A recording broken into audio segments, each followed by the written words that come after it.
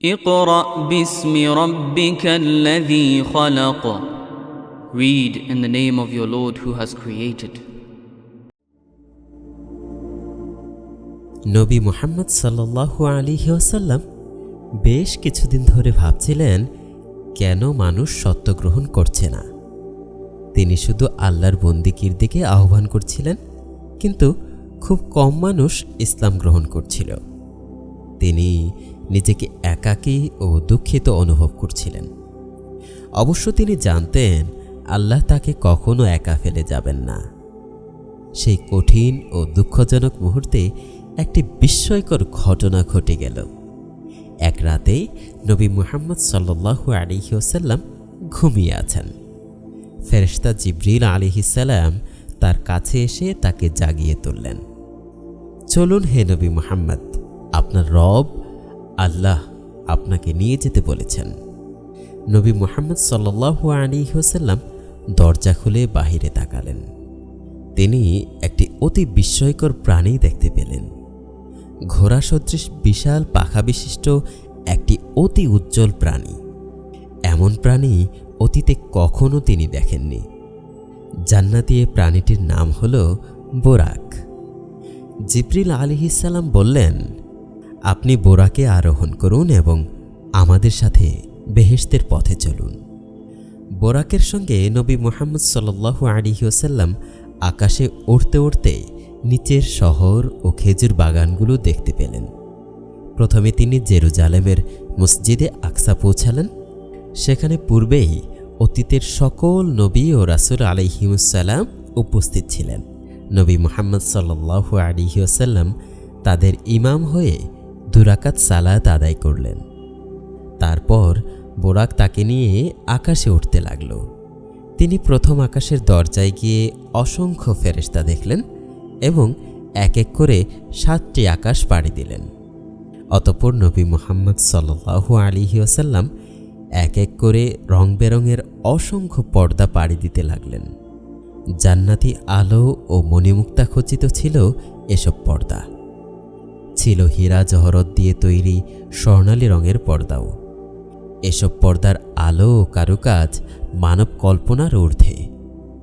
সবকিছু পাড়ি দিয়ে তিনি সর্বশেষ সীমান্তে গিয়ে উপনীত হলেন।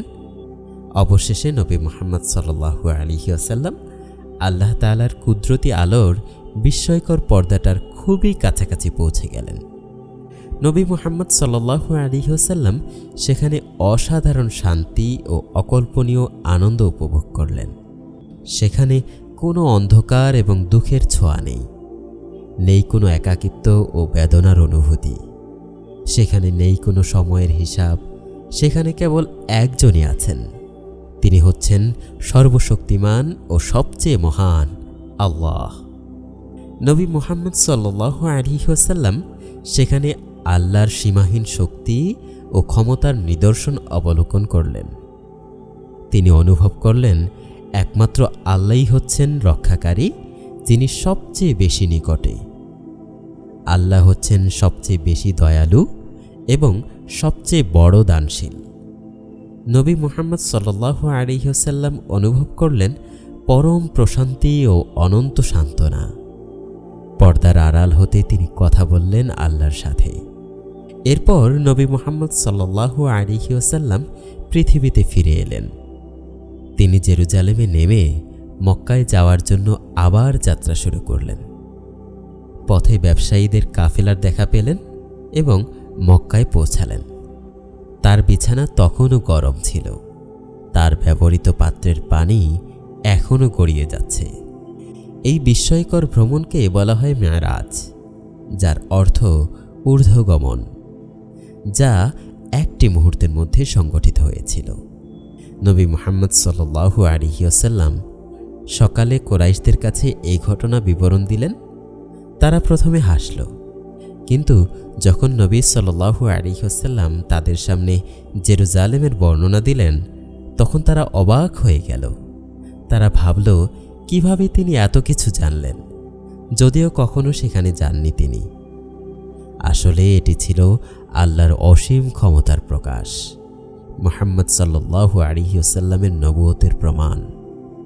মিরাজের বিবরণ দিয়ে আল্লাহ বলেন, সুবহানাল্লাযী আসরা বি'আবদিহি লাইলাম মিনাল মাসজিদিল হারাম